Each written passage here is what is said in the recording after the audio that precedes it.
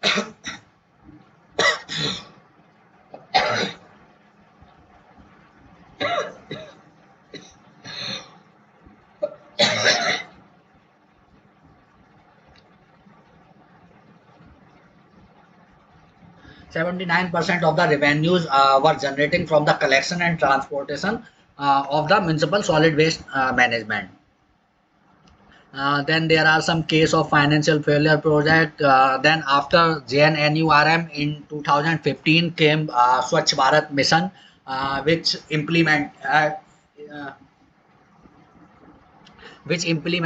uh, which provided the funds for creating a better municipal solid waste management conditions, especially in rural areas. They have provided different fundings uh, pro, for uh, for building the household toilets, including conversion of insanitary latrines into pore flush latrines in rural areas. Under this mission, they have also provided government has also provided the fundings for building the community toilets, public toilets and urinals. Then they have also provided funding for the solid waste management. Then information, education and communication and public awareness regarding the municipal solid waste management. Then capacity building and administrative and office expenses for the municipal solid for the whole operations.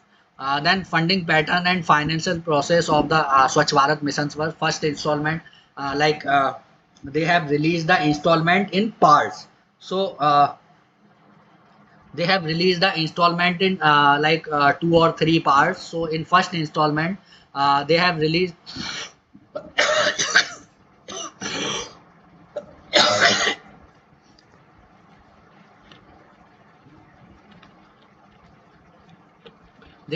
the fundings to states on receipt and acceptance of proposal containing the brief concept state sanitation strategy, and for household for building the household toilets in rural areas. They have contributed 2000 rupees via central assistance for building the household toilets in the first installment. Then for community and public toilets and solid waste management project, adequate funds was released on the proposal of the state government or community toilet projects. Then for IEC, capacity building and administrative uh, expenditure, appropriate percentage of A and B above salary was added to the first installment. And according to the Swachh Bharat mission criteria, state government was contributing a 25% of the overall fund, and 75% contribution was from the central government. And this will be 10% in the case of northeast and special category state. Then subsequent installment was released based on utilization certificate of the previous grants. They have released the fundings in three different phases uh, upon uh, upon providing the proper utilization certificates of the previous grants. Then that Swachh Bharat mission was a successful project, and it has helped in creating awareness regarding the municipal solid waste management rules, and it has also created the awareness regarding the use of toilets in the rural areas, these. Then okay, then coming to second lecture of the week. Then coming now we will discuss. First, we have discussed about the central funding or state government funding processes. Now we will talk about the public-private partnerships. So, public-private partnership, it is like a collaboration between the government and some private companies in a partnership manner. So, the revenues, the profit generated during the project, uh, the profit sharing will be decided based on the contributions from the different parties. Okay.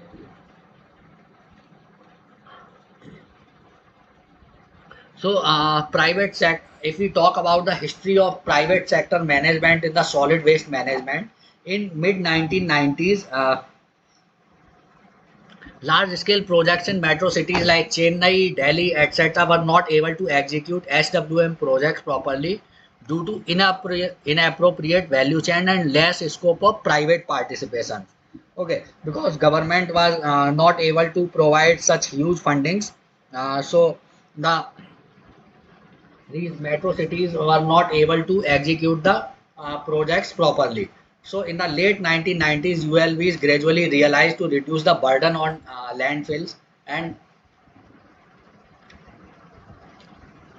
along with there was a notification for MSW Rule Handbook 2000, making waste processing and development of sanitary landfill mandatory.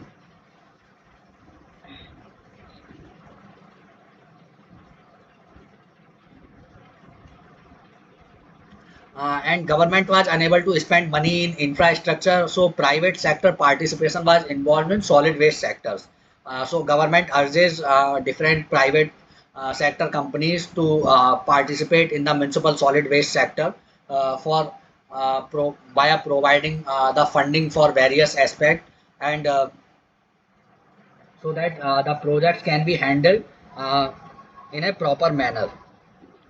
Then late 2000s, large private companies to got into the collections, transportation sector of the municipal solid waste management. Then earlier it was limited to local contractors only. Then moreover, few ISWMs have also been implemented under PPP mode. So what? Why PPP? So there are various services which could not sufficiently be managed by government agencies due to various inherent institutional weaknesses.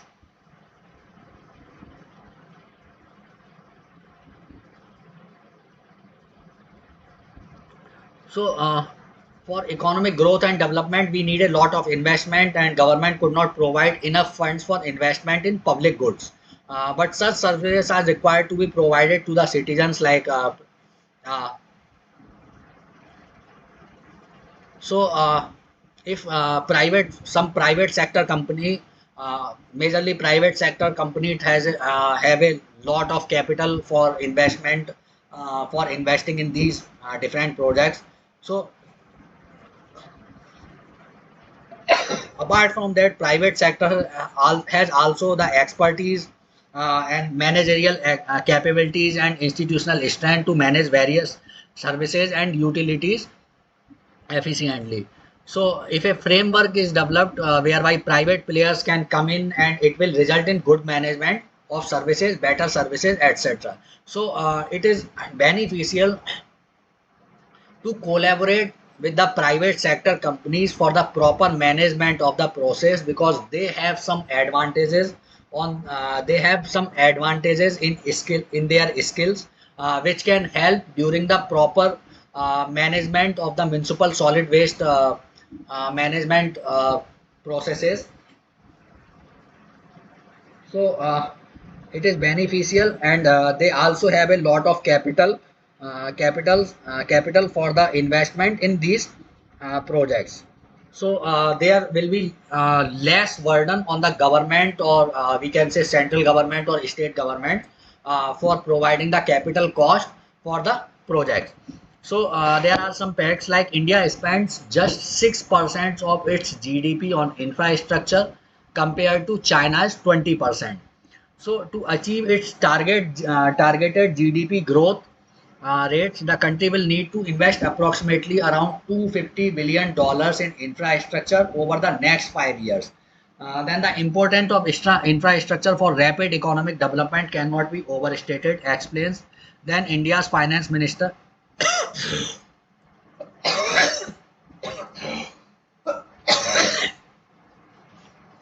Then most glaring deficit in India is the infrastructure deficit. The resultant effect is retardation of economic growth.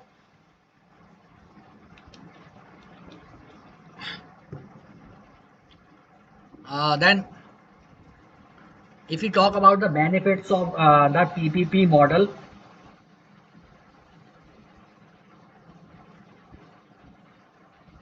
So that can benefit in different manners, like for citizens.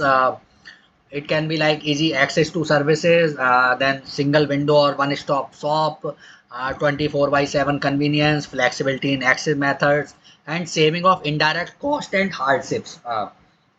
Then if you talk about the advantages for the government, okay, they can minimize they can minimize their financial outgo, or we can say they don't have to provide major capital cost for proper establishment of these municipal solid waste management operations. Then they can manage the better liquidity, then protection against technology obsolescence, speedier implementations, and efficiency in management. Then the benefits of PPP model for private partners are reliable stream of revenues. Uh, there is very low risk, then creation of employment, capturing business from relevant sectors, and they can invoking private sector skills, experience, access to technology, and innovations. Then there are different types of PPP models which are normally adopted in various Indian cities for implementing the various projects for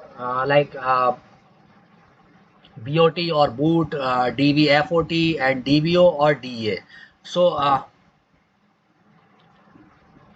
these different methods are based on the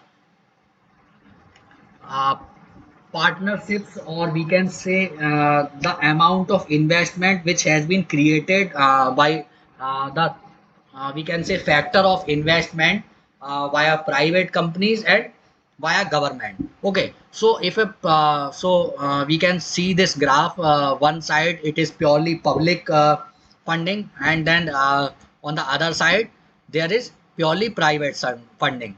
Okay, or we can say that here it is very low private sector involvement, and here at 100% private sector involvement.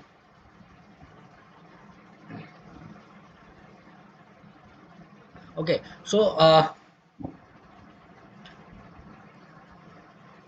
like operation and maintenance cost is mainly uh,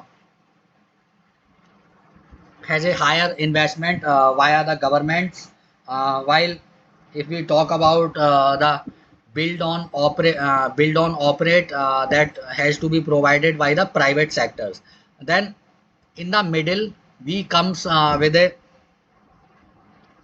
50-50 partnership of public and private sectors, that is known as DBFO, known as design, build, finance, and operate.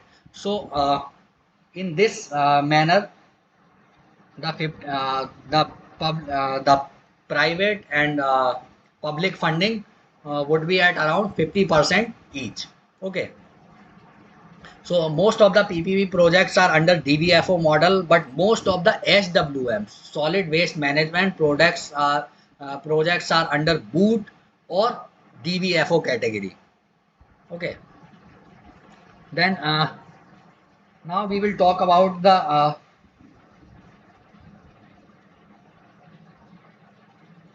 now we will discuss about the various processes involved in the public-private partnerships. One is BOAT, known as build, operate, and transfer.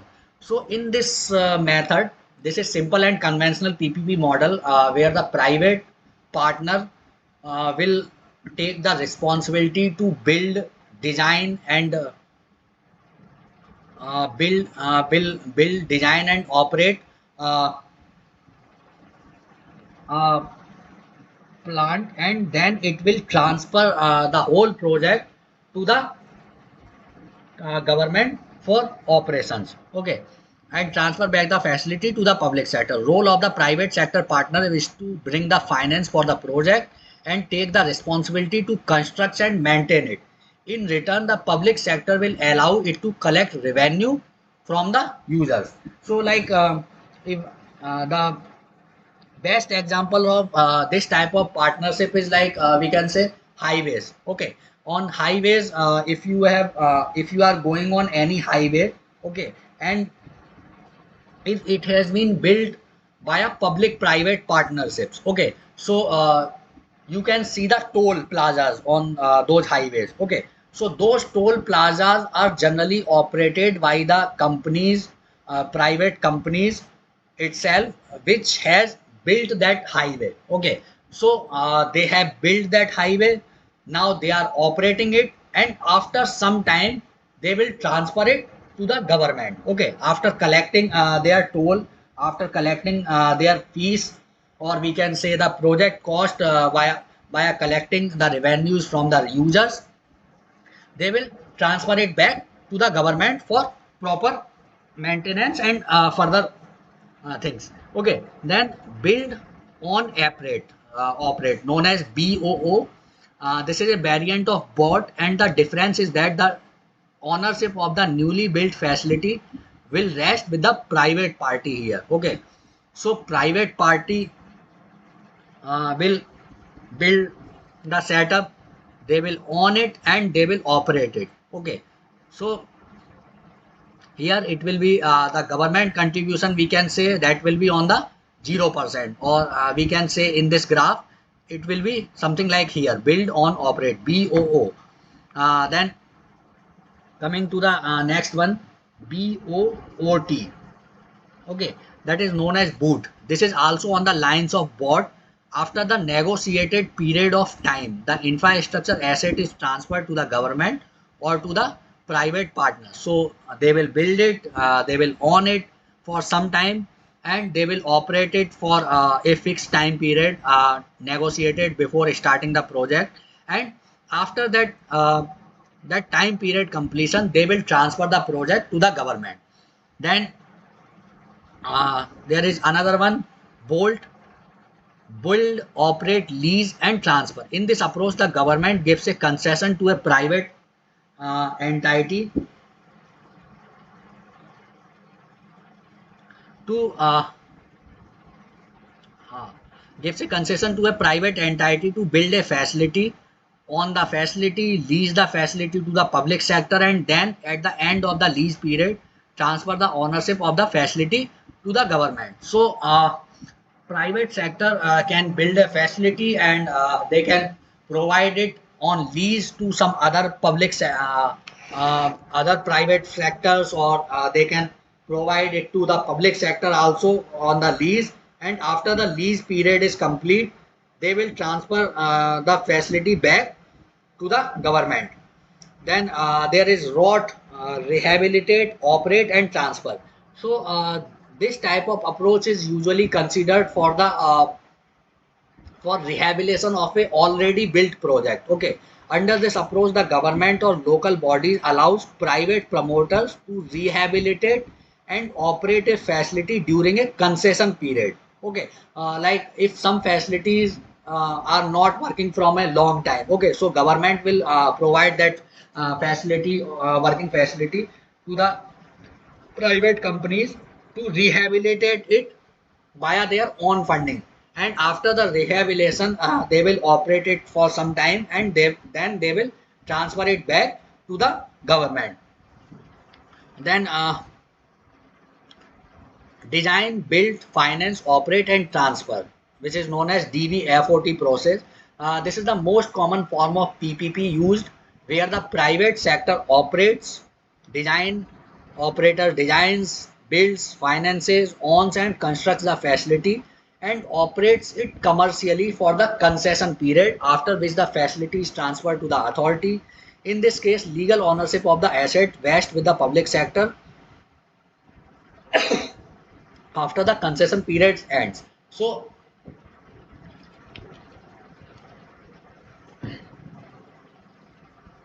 the major municipal solid waste management projects are built under this type of PPP partnership, which is known as DBFOT. Okay, then design, build, finance, operate. In this model, the private party assumes the entire responsibility for the design, construction, finance, and operate the project for the period of concession. Okay, and they don't have to transfer it to the government back. Then there is a management contract.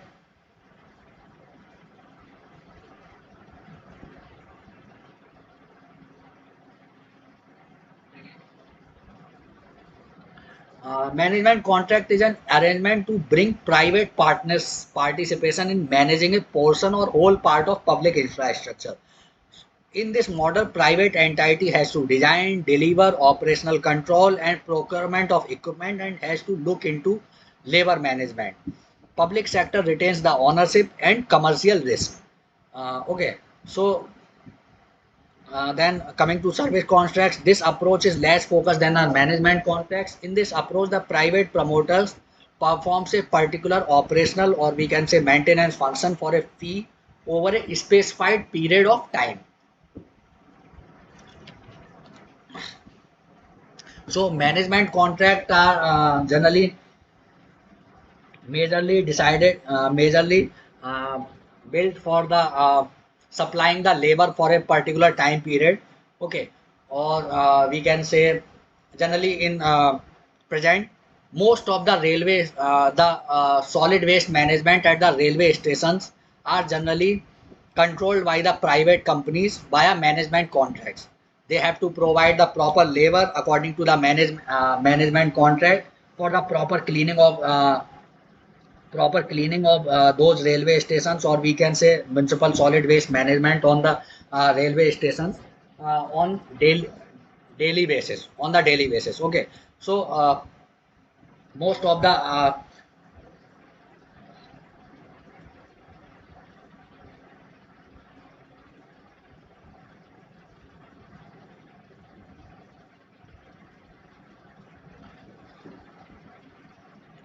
then processes in PPP projects. So PPP toolkit via Government of India. So there are four phases.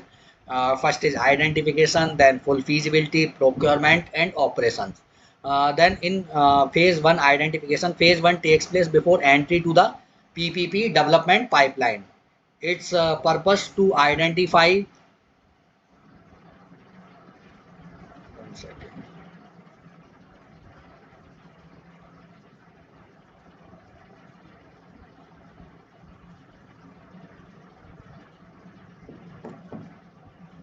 Its purpose is to identify and test projects to that the quality of the PPP pipeline is increased. Then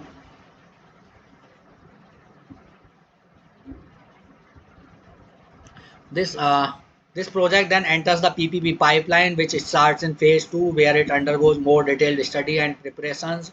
Then responsibility for phase one will be with the sponsoring authority. Then in the identification phase, they have to provide a project-free feasibility analysis to assess specific needs and consider service delivery options, and to test if and identify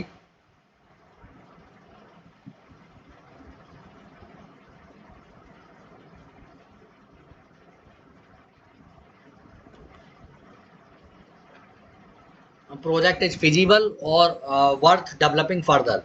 Then PPP suitability checks of the identified project to test suitability for development as a PPP. The first readiness check, then an internal clearance, then readiness check is favorable or not. They have, if the readiness check is favorable, then they will go for the phase two. Then in the phase two, they will do the planning and preparing for PPP project management. They will carry out a detailed feasibility study, including PPP due diligence of the project, including updating the financial viability indicator model and VFM value for money indicator tool. Then there will be procurement for important activities that should be carried out to prepare for procurement are described. Then EOI and the EOI processes are described. Then in the phase 4 toolkit, they describe the operation, project management, and how to monitor a project. Okay, then there are some other things. Okay, so this is for the revision. Now we will go with some question and answers based on previous week lectures. Okay. So first question is, which of this is not a characteristic of the PPP project?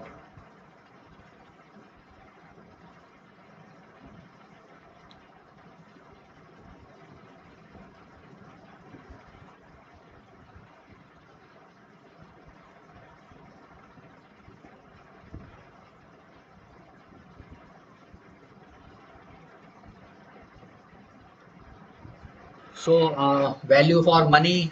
Um, Obviously, this is a characteristic of a PPP project. Then coming to efficiency, then risk factors. These all are the characteristic of the PPP project. So one of the characteristic which is not a PP, which is not included in a PPP project is the time period. Okay.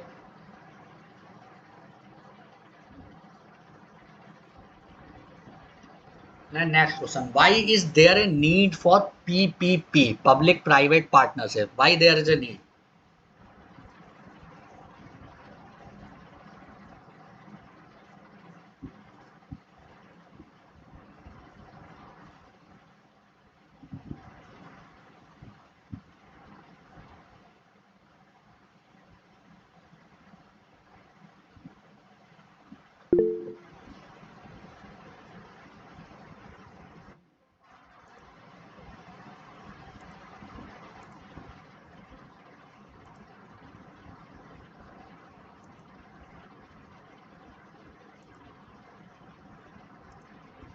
Okay, so why we need a PPP model?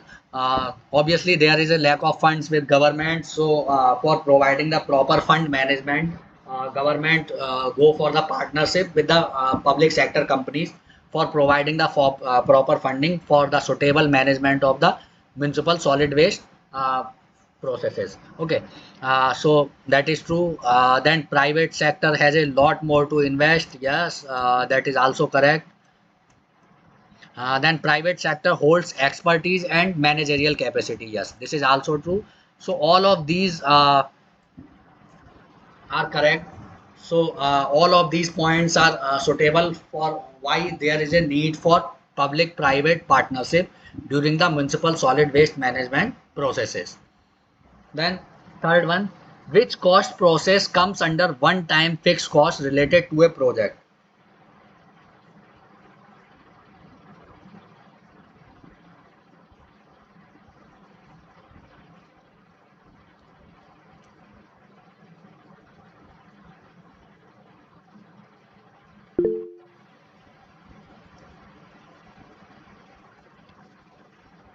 Okay, so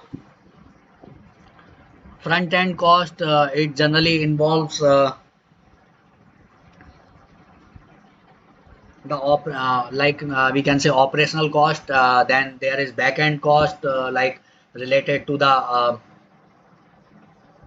proper management of the machines, or we can say the contingent cost. Okay, then there comes the capital cost. Okay, so that is the fixed cost which is required on the first hand. Okay, for proper we can say for buying the machineries and projects, or to build a proper facility for proper solid waste management project. So that is the capital cost which cost under which is a one time fixed cost related to any type of project. Okay, then fourth one,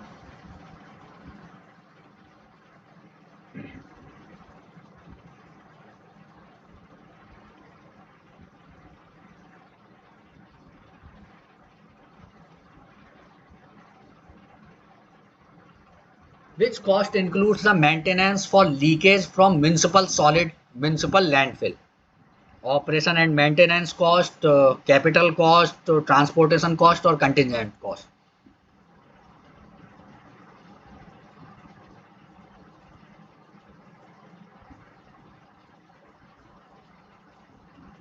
So we can get confused in operation and maintenance cost or contingent cost. Capital cost is simple. Okay, that is fixed one time cost for any project. Then there is transportation cost, which includes the uh, fuel cost, labor charges on the trucks, and the maintenance cost of the trucks, and day to day the cost required for the day to day activities for the for transporting the municipal solid waste from one place to another place. Then coming to operation and maintenance cost, it is usually for it is like it is also like a fixed cost which we have already decided in the beginning of the project, that is required for the like periodic maintenance. Okay, or we can say every 1 month or every 2 months every machine requires some maintenance, or the operation cost, and the operation cost includes the labor charges and say several day-to-day activities. Okay, so that not comes that is not that does not include the maintenance for leakage from municipal solid waste. Then there is a contingent cost, which is like this is the cost which we have not decided. Okay, that can come, that can come anytime. Okay, that is like instant, really that is like instant cost required for the things which we have not pre-decided that can happen. Okay, so that comes under the contingent cost. Okay, so the maintenance for leakage from municipal landfill. So leakage from municipal landfill is something like we have not decided in the beginning. Okay, that is emergency situation. Okay, so any activity which requires a cost under some due to some emergency situation, that cost comes under the contingent cost. Okay, so the answer is D, contingent cost. uh,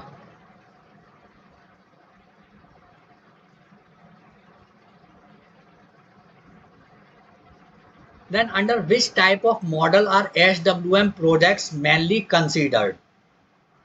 BOT, OM, DVFO or DVO?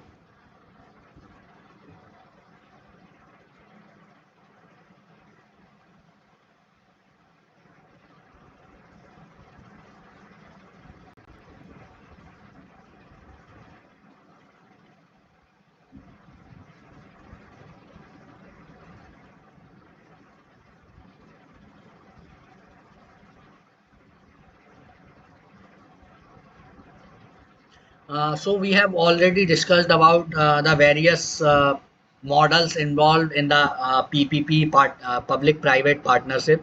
Generally SWM projects are considered under the DVFO methods. Okay.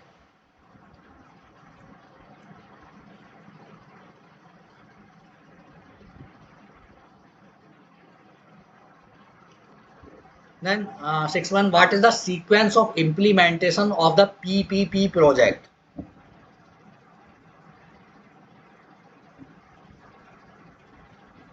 So first we will go with the identification of the places and where the facility has to be established, and what are the different factors involved in that particular project. Then we will go with the full feasibility report. We will create a full feasibility report to check the economic feasibility and the environmental feasibility of the project, like that. Then after that we will go with the procurement process, like we will procure the required machineries, or we will build a proper setup for the whole process management. Then after we will go for the operation of the process. Okay, so the answer is B. These are the proper sequence for the implementation of any public private partnership project. First we have to go with identification, followed by full feasibility, then procurement of the machineries, and after that the operation will get started.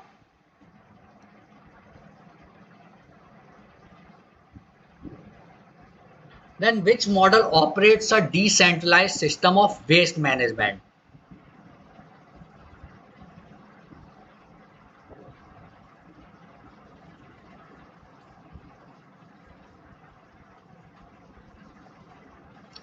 So the decentralized system of waste management is generally considered as a management contract, which is generally given for we can say for provide management contracts are given for providing the labor on a day-to-day basis for uh, for proper proper working, or we can say proper management of any municipal solid waste management project.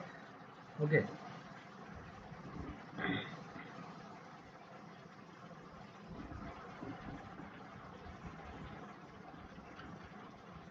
Then Which of these critical success factors is not considered as crucial for MSWM project?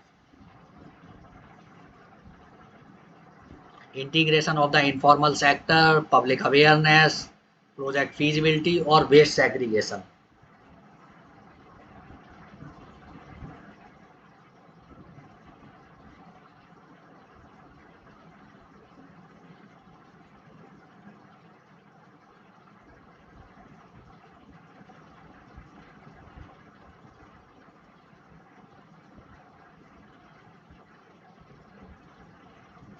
So the answer is project feasibility, which is not a critical success factor, which is not considered for any crucial as crucial for MSWM project management.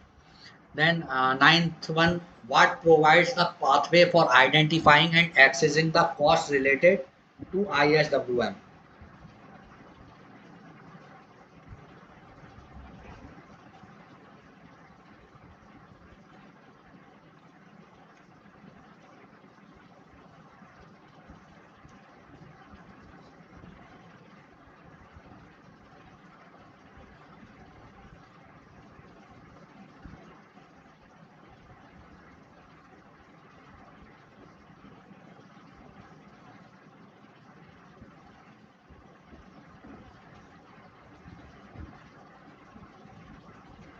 So the answer is full cost accounting. Okay. These fixed cost accounting, full cost revenue, front end cost, these are all included under this full cost accounting process. Okay. Then which type of analysis is performed between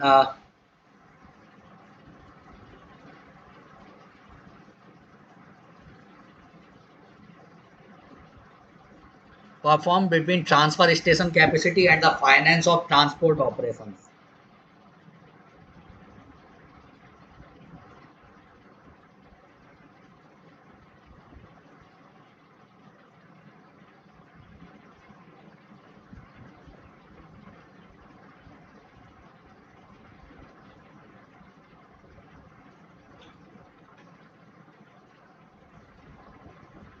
So that is trade-off analysis, which is performed between transfer station capacity and the finance of transport operations.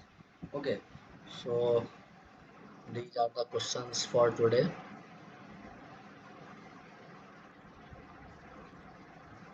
So any questions or any doubt if you want to ask?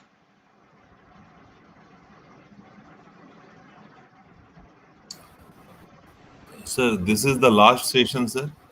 Yes, this is the last session. And sir, 26 is the examination date, sir. Yes. Sir, what type of questions related with solid waste management will be asked, sir, in the examination?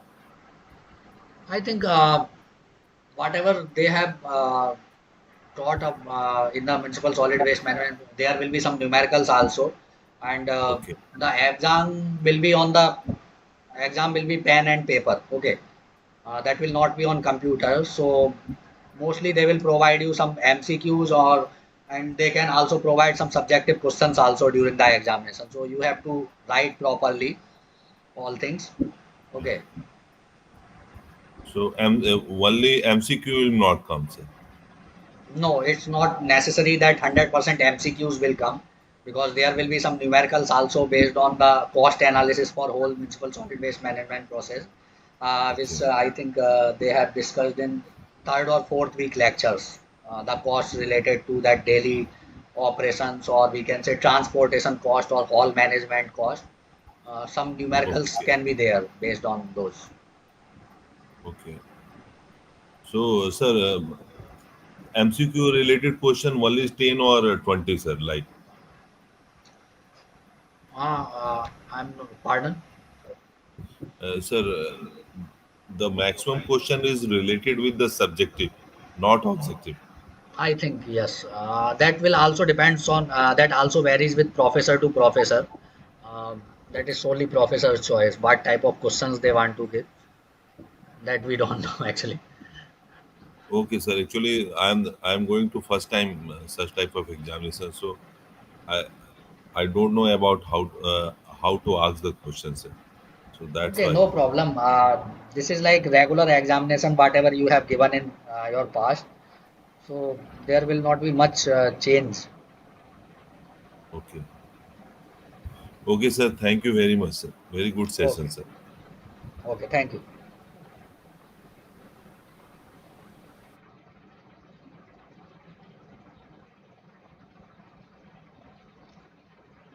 Okay, so we will